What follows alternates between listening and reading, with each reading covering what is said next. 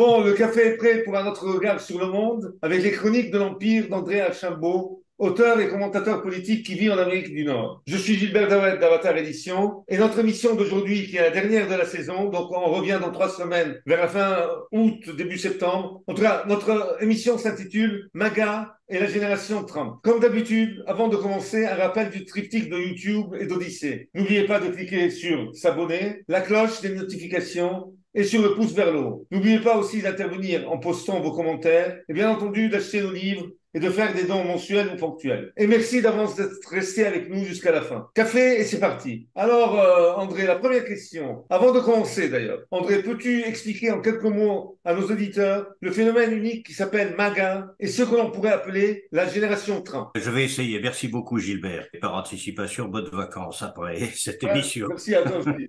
Mais alors écoute, oui, c'est un phénomène effectivement qui date de 2015 parce qu'on n'aurait jamais pensé que ça pouvait exister avant. Je dirais d'abord que le générateur de de tout ce phénomène, c'est le fait qu'une partie des Américains, d'où qu'ils viennent, politiquement d'ailleurs, de droite comme de gauche, des vieux comme des jeunes, des hommes comme des femmes, commençaient et commencent de plus en plus à réaliser qu'aux États-Unis, on ne vit pas nécessairement en démocratie, bien que le mot soit utilisé tout le temps, mais en oligarchie, pour ne pas dire en plutocratie. Ça, c'est déjà le phénomène de base qui fait qu'il y a un rassemblement de gens qui veulent sortir de la caverne, comme dirait Platon, qui veulent regarder vers l'extérieur, vers la réalité, plutôt que d'être regardés vers le mur de la caverne, devant l'écran de la caverne, les ombres se déplacer qui leur sont présentées comme étant une réalité. Donc, c'est une véritable mentalité du soupçon qui existe, qui est une espèce de mariage, d'ailleurs, philosophiquement, entre ce que pourrait être Freud, Marx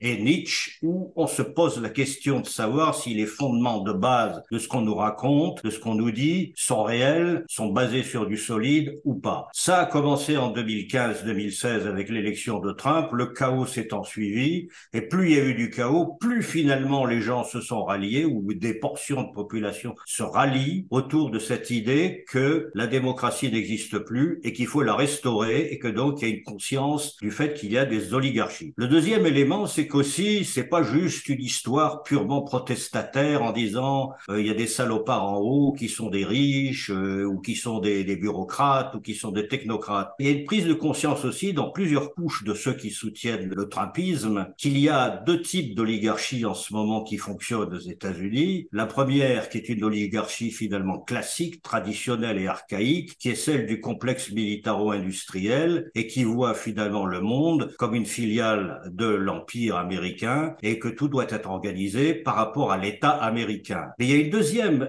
oligarchie qui est beaucoup plus récente et qui date seulement d'il y a une vingtaine d'années finalement, ou trentaine d'années, c'est l'oligarchie biotechnétronique, que moi j'appelle, dans mon futur ouvrage on en parlera, des titans biotechnétroniques, ou ce que notre ami Bonal appelle lui les technolords. Donc ça, cette oligarchie, elle n'a pas du tout la même vision finale, mais elle collabore avec le complexe militaro-industriel pour assujettir finalement ou obtenir le consentement des populations et la servitude volontaire qui régnerait donc sous l'action de ces deux groupes qui agissent de façon conjointe. Et la coalition donc Trump, MAGA, alors MAGA ça veut dire Make America Great Again, c'est pas une nostalgie, c'est un retour aux sources. C'est retour aux sources par rapport à la vision constitutionnelle de l'Amérique du départ, qui est une Amérique qui était à la fois puritaine d'un certain côté, mais aussi qui était une Amérique pionnière, consistait dans leur mythe collectif à créer un nouveau continent, le faire travailler et le faire prospérer. Et donc, ce qui est intéressant, c'est que cette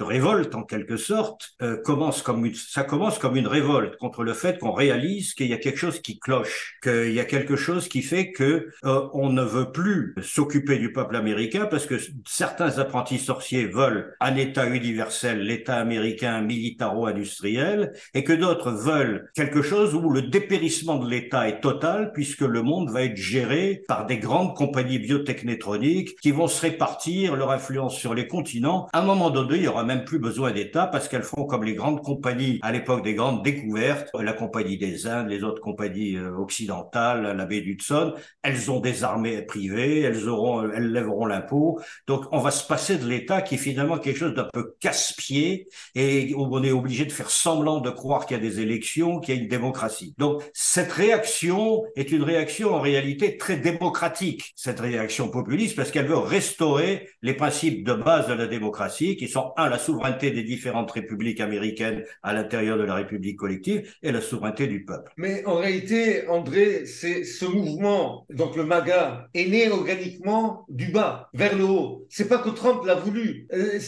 J'oserais même dire, il est né malgré lui. Est-ce bien ça? Je suis entièrement d'accord avec toi. Trump a pressenti le phénomène pour la bonne raison que lui, il a vécu toute sa vie professionnelle au milieu du peuple, entre guillemets, c'est-à-dire des ouvriers de la construction, déjà pour commencer. Ça lui a permis d'avoir une mentalité qui étaient tous des démocrates pour la plupart, quand on y réfléchit. Maintenant, ce sont des gens qui votent Trump. Avec la télé-réalité, il a vu aussi ce que c'était que d'autres couches de la population qui étaient en désespoir, si j'ose dire, ontologique, mais qui s'amusaient à faire de la télé-réalité, qu'ils n'avaient rien d'autre à faire que ça parce qu'ils n'avaient plus de destin et qui étaient toutes ces classes moyennes qui étaient prolétarisées. Donc, il a senti ça, s'est appuyé là-dessus, mais je crois qu'il a libéré des énergies malgré lui. Il a ouvert l'outre et le vent est sorti, pour reprendre le mythe ancien. Mais d'ailleurs, André, à l'époque de la télé-réalité, Trump était un candidat démocrate. Mais oui, je dirais que culturellement, au départ, il est plutôt démocrate. Les histoires institutionnelles, la fédération, il connaît pas tout ça, ça l'intéresse pas, lui. C'est plutôt l'élan populaire qui l'intéresse. Aux États-Unis, les républicains, c'est ceux qui préservent la souveraineté des États à l'intérieur de la souveraineté américaine. Les démocrates, c'est ceux qui préservent la souveraineté du peuple, pour faire court et schématiser. Deux visions différentes, mais complémentaires. J'allais dire mâle et femelle, chambre haute, chambre basse. C'est la complémentarité yin-yang des États-Unis. Oui, j'allais dire yin-yang, tu l'as dit avant moi. Quels sont aujourd'hui les penseurs, les courants de pensée qui sous-tendent ces actions? Les penseurs sont assez peu nombreux, mais qui sont importants. Alors, je dirais tout d'abord qu'il y a un penseur que peut-être nos auditeurs ici ne connaissent pas. C'est un vieux monsieur, un Californien, qui s'appelle Victor Davis Hanson, qui est un historien, qui a écrit de très nombreux livres sur l'histoire américaine, l'histoire antique, l'histoire grecque, l'histoire romaine. C'est un Américain cultivé. Et c'est un Californien. Et c'est un monsieur qui est aussi un exploitant agricole. Il a des vignes en Californie. Alors lui, il représente un courant agrarien. Il a soutenu Trump, pas nécessairement aujourd'hui. Il est ouvert à tous les autres candidats possibles. Il soutient le Trumpisme. Et à l'époque, il a soutenu Trump, qui incarnait le Trumpisme, qui était une chose qu'il attendait, lui, de ses voeux, et qu'il n'avait pas vu émerger jusqu'à Trump dans la vie politique, où il voyait des élites républicaines qui passaient leur temps à faire semblant d'écouter les gens pour ensuite faire le contraire de ce que les gens avaient voté pour. Il a influencé beaucoup d'électeurs de Trump, bien sûr, les électeurs instruits, si j'ose dire, qui sont sensibles à l'analyse historique, à la perspective sociologique, mais aussi l'entourage de Trump, parce qu'il a une argumentation très articulée. Alors lui, il n'est pas à oublier, c'est la vieille Amérique agraire, culture historique, culture antique, culture européenne, et qui donc a une vision globale du monde, mais dans un univers qui n'est plus l'univers d'aujourd'hui. Il y a aussi un autre Américain qui a été très influent ces dernières années, maintenant il commence à être très vieux, c'est Pat Buchanan. Toi tu dois connaître, mais c'est un ancien de l'équipe Nixon au départ. Candidat aux élections présidentielles plusieurs fois. Il a été plusieurs fois candidat au présidentiel et c'était un proto-Trump. C'est-à-dire que c'était un homme qui venait de l'establishment, mais d'un establishment conservateur, régano-nixonien en quelque sorte, et qui voulait effectivement, il était isolationniste, pourrait-on dire dans le schéma d'aujourd'hui. Il voulait que l'Amérique s'occupe de l'Amérique. Il était America First, pas America Great, Make America Great Again, mais America First comme Lindbergh l'était à l'époque. On s'occupe d'abord des États-Unis. On a suffisamment de puissance en nous, économique, militaire, pour ne pas avoir à faire des guerres partout. Il faut gérer la santé mentale et économique de notre peuple. Si notre peuple est fort, il sera encore plus fort internationalement et on pourra imposer notre pouvoir comme ça. C'est donc pas une logique angélique où il faut faire la paix dans le monde pour faire la paix dans le monde. C'est soyons forts à l'intérieur et on sera fort à l'extérieur. Et il a beaucoup influencé beaucoup de Trumpistes et beaucoup de républicains qui n'étaient pas vraiment Trumpistes, mais qui aujourd'hui basculent un peu dans le Trumpisme grâce à ce mode de pensée. Alors il y a aussi certains éléments d'extrême gauche qui c'est beaucoup plus nouveau, qui aussi résonnent différemment parce qu'il y avait Tulsi Gabbard qui était une fille à l'époque considérée comme d'extrême gauche à l'époque d'Hillary Clinton, mais c'était de l'extrême gauche anti-wokiste, c'était l'extrême gauche traditionnaliste. Je précise pour nos auditeurs, Tulsi Gabbard qui était candidate au présidentiel dans le Parti démocrate et qui maintenant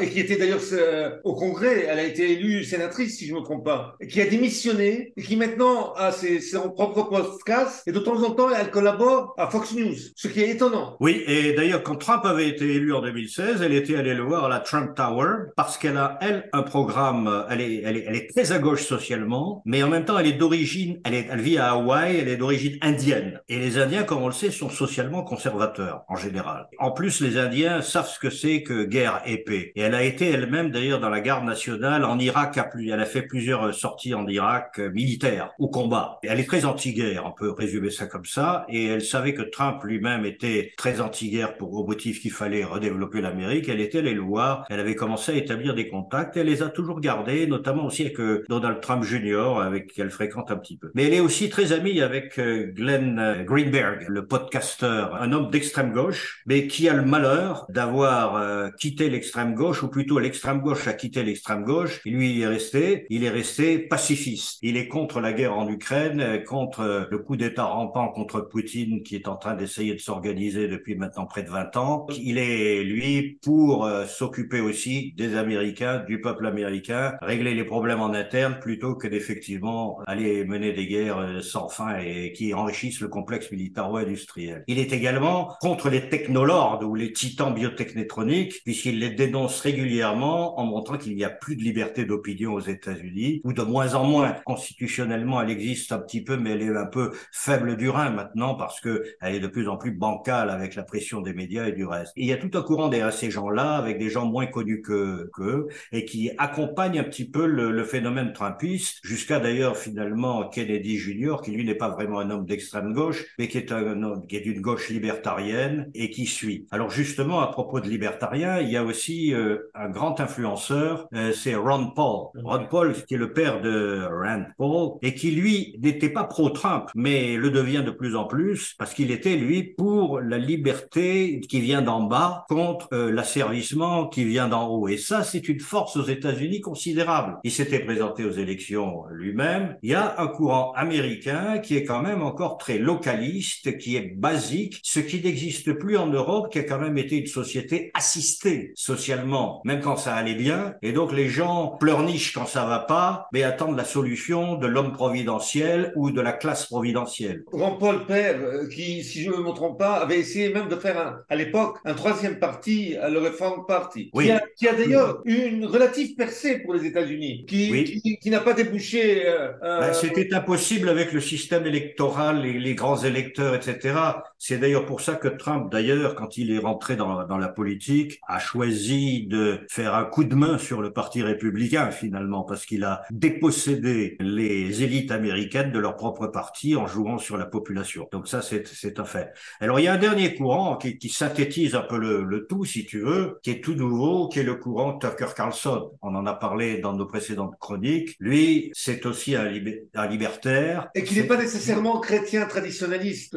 Non, lui, c'est comme il dit, il est épiscopalien, c'est-à-dire c'est un peu l'équivalent des anglicans aux États-Unis, et c'est un catholicisme un peu mou, si j'ose dire, mais il est conservateur sur le basique, la famille, les amis, le clan, la nation, le peuple. On choisit, on met en priorité, on s'occupe de chez soi d'abord avant d'aller s'occuper de chez ailleurs. Et donc il a toute son argumentation dont nous avons parlé la dernière fois, et je renvoie les auditeurs à notre précédente chronique là-dessus. Tous ces gens-là, Tucker Carlson, Ron Paul, Hanson, Greenwald, permettent effectivement de créer une espèce de logos, un langage, un argumentaire qui permet à tous ces trumpistes, d'où qu'ils soient, on va y venir dans un moment où ils sont, finalement cessent d'être des réactifs comme c'était avant et deviennent des volontaristes. Ils osent faire des choses maintenant qu'ils n'osaient pas faire avant. Ils osent prendre en main le système judiciaire pour essayer de contrecarrer les gouvernements détenus par les oligarchies. Ils osent contrecarrer le système culturel. Ils osent contrecarrer le système économique. Ils osent contrecarrer le système sociétal wokiste. Et ils avancent et ils commencent à être nombreux. Ils sont loin d'être aussi nombreux que l'establishment général des deux oligarchies, mais ils représentent une masse critique qui leur permet d'espérer, justement,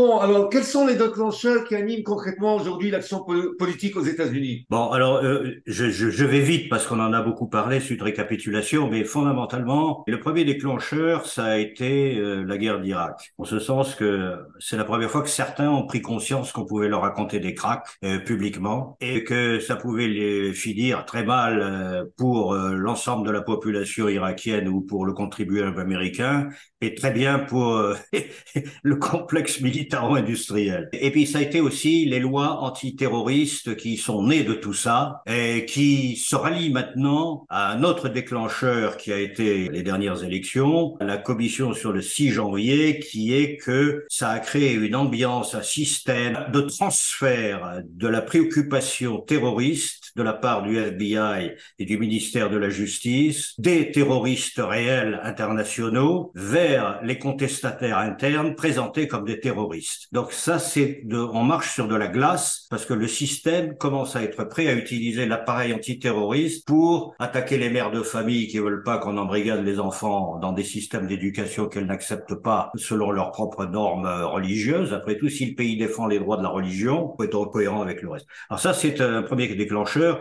Il y avait eu un deuxième déclencheur, bien sûr, ça a été le ou la Covid selon l'endroit où on habite, qui essentiellement a provoqué, la cause de la Covid n'est pas dans son objet finalement quand on analyse avec rétrospective, puisque ça a provoqué une soif de numérisation de la population qui est loin d'être terminée et peut être maintenant extensible à d'autres sujets sociétaux. Et là encore, ça a provoqué un certain nombre de réactions indépendamment du bien fondé de savoir si les gens étaient bien soignés ou pas, ou bien vaccinés ou pas, mais la méthode qui a suivi de tout cela, ça a été plus de numérique. Le troisième, je viens d'en parler, les résultats de l'élection 2020, c'est-à-dire que là, il y a véritablement eu une brisure à l'intérieur de la population qui croit encore dur, certains croient dur comme fer que tout était parfait, ceux qui ont gagné, et ceux qui ont perdu croient dur comme fer que tout a été fraudé. La vérité est probablement entre les deux, mais c'est difficile à dire, mais peu importe, psychologiquement, le résultat est là, et parce que même si les bulletins de vote, il n'y a jamais eu de bourrage, ce qu'on voit maintenant avec l'affaire Biden, quand on voit la censure des médias sociaux et alliés au FBI avant l'élection de 2020, plein de choses ont été censurées qui auraient pu être utilisées et utilisables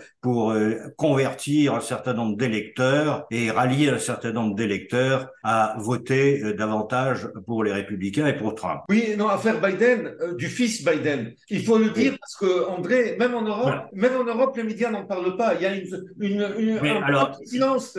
C'est absolument sidérant parce que, juste pour faire rapide, effectivement, rappelons-nous que le fils Biden était servi de prête-nom à la famille Biden en général, le père et les oncles, et il allait nouer des contacts à droite à gauche. Il est allé en Chine avec le père d'ailleurs dans l'avion du père, vice-président, pour participer à un fonds d'investissement où il a gagné beaucoup d'argent à titre personnel, et il s'est fait nommer au conseil d'administration de Burisma, une société énergétique ukrainienne. Biden, à l'époque Obama, c'était le vice-roi d'Ukraine. C'est-à-dire que c'est lui qui gérait les questions ukrainiennes pour le compte d'Obama. On a une vidéo où il exige la démission. Voilà. Ce qui s'est passé, c'est ça qui est extraordinaire, c'est que Biden faisait la pluie et le beau temps en Ukraine et monnayait les subventions aux uns et aux autres en échange de l'élimination de tel ou tel. Et il y a eu un cas précis où il y a eu un procureur ukrainien qui certes n'était peut-être pas ami de monsieur Poroshenko à l'époque ou de monsieur Zelensky, mais qui voulait attaquer Burisma pour fraude et corruption. Et donc Biden menace le gouvernement ukrainien de le priver d'un milliard de dollars d'aide s'il ne vire pas le procureur. Et ce qui était extraordinaire, c'est qu'à l'époque, Trump appelle Zelensky au moment où il y avait des histoires militaires de virement de fonds pour le développement et la défense ukrainienne, dit à Zelensky: écoutez, là, il y a des fonds qui sont là, mais avant de vous les envoyer, j'aimerais bien que vous me disiez un peu ce qui se passe avec Biden et Burisma. Oh là là, ça a été l'impeachment. C'est-à-dire comment on ose utiliser l'État américain pour contrecarrer un futur candidat à la présidentielle. C'est rigolo. Quand on voit que maintenant Biden veut faire inculper Trump en utilisant l'État américain, pour contrecarrer un concurrent présidentiel. Et donc cette histoire a quand même énervé considérablement les gens, et a posteriori aussi, parce que tout ceci, tous ces premiers déclencheurs en réalité, donc le terrorisme, le wokisme, les derniers bien sûr le wokisme, les résultats d'élections, la transition énergétique qui elle-même apporte encore plus de tendance à l'administration tatillonne et au numérique. Donc les gens se disent, on nous disait il y a quelques années qu'on aurait un passeport numérique comme les Chinois, ça s'appelle le crédit social,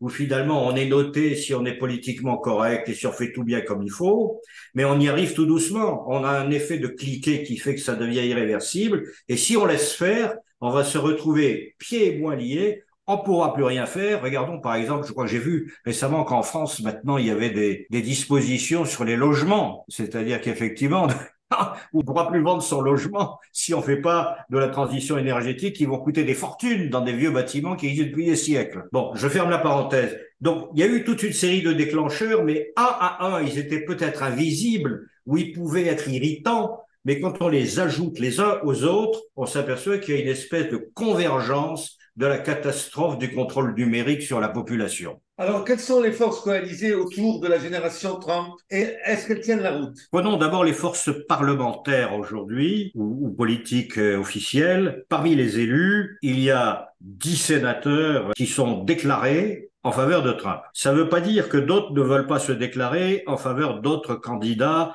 style DeSantis ou autres, qui sont proches de Trump quand même. Mais évidemment, c'est pas beaucoup par rapport aux 50 sénateurs républicains ou équivalents, mais c'est mieux qu'il y a 6 ans, où là, il y avait 0 sénateur qui soutenait Trump. De plus, il y a des sénateurs conservateurs traditionnels non trumpistes qui jouent un rôle considérable en ce moment pour remettre en place la perspective mentale, notamment en politique étrangère. Certains maintenant se focalisent beaucoup plus sur la Chine et disent il faut mettre du bémol sur l'Ukraine et la Russie. D'autres s'occupent beaucoup de faire le procès et l'instruction du procès de la famille Biden. D'autres s'occupent de faire l'instruction du procès de la commission du 6 janvier pour revenir aux faits et non pas aux idées ou aux accusations de base. Donc ceux-là, ils le font un peu plus par traditionnalisme politique de droite que par trumpiste, mais l'un dans l'autre, ça suit un peu la vague trumpiste. Il y a donc 10 sénateurs qui représentent le noyau dur avec le Freedom Caucus, qui est donc le groupe qui est ouvertement pro-Trump, qui fait, j'allais dire, de l'activisme judiciaire, réglementaire, investigationnel, sur toutes les affaires en cours en ce moment aux États-Unis qui touchent les impeachments de Trump, faut-il ou pas les annuler, la commission du 6 janvier, faut-il ou pas annuler ces décisions parce qu'elles étaient complètement tordues depuis le début. Bon, bref, c'est de la reconstruction ou de la destruction de ce qui a déjà été fait par les démocrates. Alors ça, c'est l'aspect politique, politicien. Ça mène où ça mène, on voit bien, mais effectivement, hors antenne, tu me parlais du syndrome italien où à force d'accuser les uns et les autres d'être des corrompus, tout le monde finit par aller en prison. C'est à manier avec précaution, mais indépendamment de ça, donc il y a bien sûr les penseurs et les influenceurs dont je parlais tout à l'heure. Alors il y a, je dirais, quelques exemples de presse internet qu'il faut garder en tête, et je vais vous donner 3 noms parce qu'il y en a plein d'autres. Mais il y a par exemple The Epoch Times. C'est un groupe qui est tenu par des Chinois anti-communistes qui sont très pro-Trump et qui sont surtout très bien documentés et surtout qui ont de très bons journalistes américains, français, anglais, dans tous les pays du monde. Ils sont assez bien organisés et ils font beaucoup d'infographies sur tous les problèmes, le Russiagate, etc. C'est une base fondamentale pour ceux qui savent lire l'anglais. Ça vaut la peine de regarder ça. Il y a un deuxième organe qui est assez ancien et qui s'appelle le Fédéraliste. Ce sont des conservateurs traditionnels qui sont assez isolationnistes dans le sens positif du terme et qui ont toujours de très bons papiers de réflexion et de contre-attaque. Et puis, il y a un groupe qui s'appelle The American Conservative qui aussi est très intéressant. Je passe là-dessus. Je donne des éclairages comme ça pour attiser la curiosité. Il y a aussi les podcasts de grande diffusion. On peut aimer ou pas aimer, il y a le juge Napolitano qui lui aussi est un libertarien qui déteste Trump à titre personnel parce que Trump n'a pas voulu le nommer juge à la Cour suprême. Mais ça, c'est pour la petite histoire. Mais qui défend un certain nombre d'idées qui sont dans la mouvance du Trumpisme. Je dirais aussi qu'il y a 2 télévisions Internet qui me semblent assez remarquables. Une qu'on connaît peut-être en Europe qui s'appelle Newsmax, qui est une espèce de Fox News bis compromise avec les meilleurs de Fox News qui sont partis là-bas et qui donc maintenant fait plus d'audimat que naturellement les grands médias habituels, CNN, MSNBC ou autres, et même Fox News certains jours. Newsmax qu'on trouve sur YouTube pour nos auditeurs. Oui. Bien sûr, les anglophones, vu qu'elle est en Les anglais. anglophones, tout ce que je vais vous donner, c'est anglophone malheureusement, mais ça vaut la peine. Je dirais qu'en fait sur YouTube, on peut avoir le traducteur automatique avec les erreurs qu'il peut y avoir. Il y a aussi une autre, moi, que j'ai découverte récemment, c'est Blaze. Blaze TV, qui est une télévision qui est très proche de Tucker Carlson, qu'on retrouve sur YouTube, qui est très agite-propre, pour parler comme les marxistes ou les trotskistes, de bon niveau, et qui pose les vraies questions et les vrais problèmes. Et ça fait partie d'un soutien de plus en plus croissant qui déstabilise l'establishment républicain et l'establishment démocrate. Il y a les plateformes, on les connaît. La plateforme de Trump, il l'utilise un petit peu comme sa marque, mais elle n'a pas encore l'impact voulu. Il y a X maintenant, puisque Elon Musk a transformé Twitter en X, il fait dans le X maintenant. Il y a un espace de liberté qui est en train de renaître sur Twitter. Pour combien de temps, on va bien voir, mais c'est quand même assez intéressant. Donc ça permet, l'affaire Twitter a quand même libéré des énergies considérables. Ça a foutu la trouille, pour parler vulgairement, au FBI, quand ça a révélé les liens du FBI avec Twitter. Ça a quand même mis pas mal de failles dans les murs du barrage qui font espérer que si l'énergie est bien placée là où il y faut pour les foules de la génération Trump, ils ont des chances de faire des choses pour réactiver la démocratie telle qu'elle devrait fonctionner dans le pays. Voilà quelques exemples si on met des coups de projecteur sur les institutionnels et les médias officiels et pas officiels. Ça a foutu la trouille, l'affaire Twitter a foutu aussi la trouille à YouTube qui censure de moins en moins maintenant. Vu que Elon Musk a promis de transformer Twitter entre autres en une plateforme de vidéo. Oui, je dirais que la dernière chose que Elon Musk a supprimé chez lui, c'est les commissaires politiques, c'est-à-dire les fact-checkers. Les Un fact-checkers. fact-checker, c'est un commissaire politique, c'est rien d'autre que ça. Ou c'est la police religieuse, selon le régime où on vit. Mais c'est pas du tout des fact-checkers, c'est pas des objectifs. Pardon, la police de la morale, c'est pas religieux. La police de la morale, voilà, c'est ça. Pour conclure sur ce sujet, il y a beaucoup de jeunes sur YouTube qui sont proches ou pro-Trump. Mais d'ailleurs, un de ceux-là que je viens de découvrir, on va en rester là, Oui. c'est The Dive. Alors, c'est comme ça se prononce, on fait une recherche, The Dive. Il est très intéressant, c'est un jeune de 25 ans et qui a des analyses très percutantes qui sont d'ailleurs plus proches de notre côté de l'Atlantique que du côté américain. Mais bon. Gilbert, je sais pas si ça t'est possible, mais comme lecture de vacances, ça serait bien peut-être de mettre les liens de tout ce qu'on vient de citer là. Oui, je vais le faire. Ça permettra aux auditeurs de jeter un coup d'œil au moins. Ça peut être intéressant pour eux. Pour finir, pronostic pour 2024, cher André. Bon, alors écoute, Gilbert, nous sommes tous les deux des spécialistes de la prophétie. Je plaisante. Alors je vais dire ou bien. Ce que je crois, c'est que n'oublions d'abord jamais le contexte international dont on a parlé à plusieurs reprises, qui peut faire basculer les choses différemment avec la crise ukrainienne, voire même la crise en Asie, ou voire à Kaliningrad. Mais fondamentalement, il devient de plus en plus plausible qu'on aille vers une réélection de Trump si il n'est pas mis en prison physiquement, malgré toutes ces inculpations qui ne font que le rendre plus fort. Comme disait Victor Davis Hanson dans un des premiers commentaires qu'il avait fait il y a quelques années sur Trump, il est nietzschéen. Plus on l'attaque, plus il devient fort. Donc ça peut être une possibilité qui peut devenir réelle, sur le papier en tout cas. En même temps, il est intéressant de se dire peut-être que finalement ces impeachments vont être annulés. Parce que, après tout, avec tout ce qui se passe en ce moment dans les commissions d'enquête, dans les affaires Biden, dans la triche sur l'élection avec le FBI collaborant pour censurer les campagnes de Trump, on peut imaginer que s'ils poursuivent le jeu méthodiquement, certains s'occupant de ça, d'autres s'occupant de la conquête des électeurs,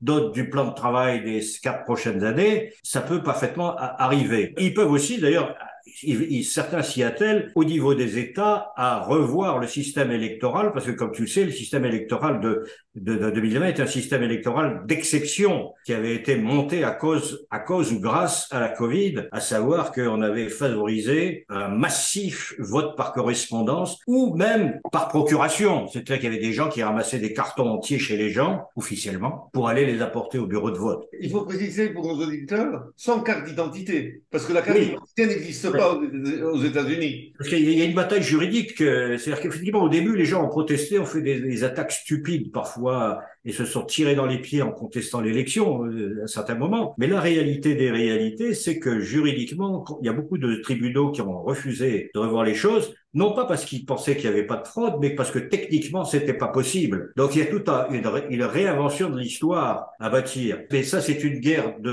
d'arrière-garde, oui, mais en même temps, si ça nettoie le casier judiciaire, si j'ose dire politique, de Trump sur le plan des impeachments, bien qu'il n'ait pas de casier judiciaire, je m'empresse de le dire, mais cette image de marque qui va lui coller après, ça permet de faciliter la tâche aussi dans l'avenir. Parce que dans l'avenir, il faut peut-être qu'on évite d'avoir la tentation d'impeacher tout le monde quand on n'est pas d'accord, parce que l'impeachment, c'est pas une motion de censure comme dans le parlementarisme. L'impeachment, c'est un tribunal réel. Le Congrès devient un tribunal, la Chambre basse accuse, le Sénat juge. Et si c'est ça, ça va être la catastrophe pour l'oligarchie. Et si c'est une catastrophe pour l'oligarchie, elle n'est pas morte, l'oligarchie. Elle va se venger d'une façon ou d'une autre. Ça va être une guerre nucléaire, si j'ose dire, à l'intérieur des États-Unis. J'entends politiquement nucléaire. Ça va être une guerre encore pire que ce qu'on a eu pendant les 4 dernières années, lorsque Trump a été élu pour la première fois. Ça, c'est le premier scénario. Le deuxième scénario, c'est que finalement, on arrive à faire taire les lanceurs d'alerte. Le dernier lanceur d'alerte, par exemple, le week-end dernier, avait reçu une injonction pour se présenter à un tribunal pour ne pas, le jour même, aller au Congrès, témoigner sur l'affaire Biden. Précisons que c'est le partenaire du fils Biden. Qui a quand même craché le morceau sur pas mal de trucs. Alors, ce qui se passe aussi, c'est que, petite parenthèse fermée, si ça arrive, c'est que finalement, c'est autorisé par le réseau Obama. Si Biden en prend plein la figure en ce moment, c'est peut-être qu'ils sont en train de travailler une solution de rechange. On insiste beaucoup sur le fait que les Obama pensent présenter Madame Obama comme alternative à Biden. Moi, je l'avais toujours pensé, et même Carlson l'avait pensé à un moment donné. Et puis, ça s'est perdu parce qu'on s'est dit, c'est pas possible, pourquoi va-t-elle faire ça? Ils sont richissimes, les Obama. Elle écrit un livre, ça te transforme en or. Elle reçoit tout le monde, elle est reçue par tout le monde. Elle peut décider qui est bon, qui est pas bon. C'est une faiseuse de rois et de reines. Pourquoi irait-elle se casser les pieds à gérer? Mais de notre côté, elle peut tout à fait arguer du fait que la démocratie, entre guillemets, l'oligarchie donc, est en danger aux États-Unis. Il faut absolument rectifier la situation et il faut aller de l'avant. Et là, effectivement, si elle intervient, elle a une chance de gagner, encore que elle est parfois très tranchante et elle peut faire fuir l'électorat. Contrairement à son mari, qui était beaucoup plus, j'allais dire,